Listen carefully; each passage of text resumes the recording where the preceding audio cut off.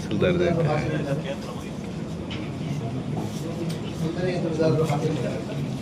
ದೂರುದಾರ ಸಮಸ್ಯೆ ಕೆಳಕಂಡಲ್ಲಿ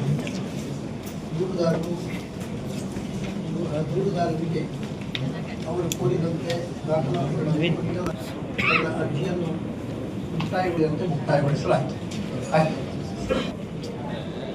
ಅವರು ಕಾಪಿ ಕೊಟ್ಟಿದ್ದೀರಾ? ಪೋಸ್ಟಲ್ ಕೊಟ್ಟಿದ್ದೀರಾ?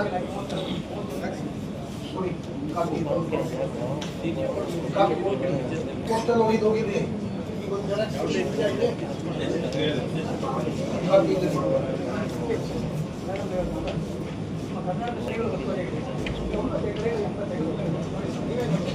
ಈಗೇನ್ ಮಾಡಲಿಲ್ಲ? ಅರ್ಜಿ ಕೊಡು.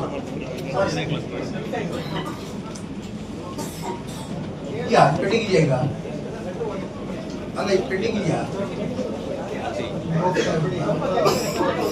ಅದು ಲೋಕಾಯುಕ್ತ ಸಾಹೇಬ್ರ ಮುಂದಿದೆ. ಲೋಕಾಯುಕ್ತ ಸಾಹೇಬ್ರ ಮುಂದಿದೆ. ನಂದಲ್ಲ. ಯಾರೋ ಒಬ್ಬರು ಅರ್ಜಿ ಕೊಟ್ಟು ಕೆರೆ ಒತ್ತುವರಿ ಮಾಡಿಸ್ಬೇಕಾದ ಅವಶ್ಯಕತೆ ಇದೆ. Duty of the all the ತಹಸೀಲ್ದಾರ್ಸ್. ಯಾರ್ಯಾರಿದ್ದೀರ ದಯವಿಟ್ಟು ತಿಳ್ಕೊಳ್ಳಿ. ತಹಸೀಲ್ದಾರ್ಗಳು, ಇಒಗಳು, ಪಿಡಿಒಗಳು, ಸರ್ಕಾರಿ ಆಸ್ತಿಗಳು, ರಸ್ತೆ ಇರ್ಬೋದು, ಗೋಮಾಳ ಇರ್ಬೋದು, ಯಾವುದೇ ರೀತಿ ಸರ್ಕಾರಿ ಆಸ್ತಿಗಳು ಎಲ್ಲರೂ ಒತ್ತುವರಿ ಆಗಿದೆ ಅಂತ ಪರಿಶೀಲನೆ ಮಾಡಿ ನಿಮ್ಮ ವಶಕ್ಕೆ ತಗೊಳ್ಳೋದು ನಿಮ್ಮ ಕಾನೂನು ಪ್ರಕಾರವಾದಂಥ ಕರ್ತವ್ಯ. ಅವ್ರುಗಳು ಯಾರೋ ಅರ್ಜಿ ಕೊಟ್ಟು ನಮಗೆ ನಾವು ನಿಮ್ಗೆ ಡೈರೆಕ್ಷನ್ಸ್ ಕೊಟ್ಟು ಮಾಡಿಸೋದಲ್ಲ.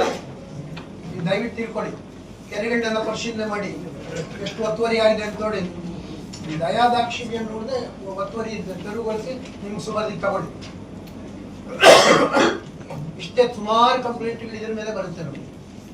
ಕೆರೆ ಒಳಗೆ ಕನ್ಸ್ಟ್ರಕ್ಷನ್ ಮಾಡಕ್ ಬಿಡೋದು, ಗೋಮಾಳದಲ್ಲಿ ಕನ್ಸ್ಟ್ರಕ್ಷನ್ ಮಾಡಕ್ ಬಿಡೋದು, ರಸ್ತೆಗಳೆಲ್ಲ ಒತ್ತುವರಿ ಮಾಡಿ ಕಟ್ಕೊಳ್ಳೋದು, ಇವೆಲ್ಲ ಮಾಡಿರ್ತಾರೆ.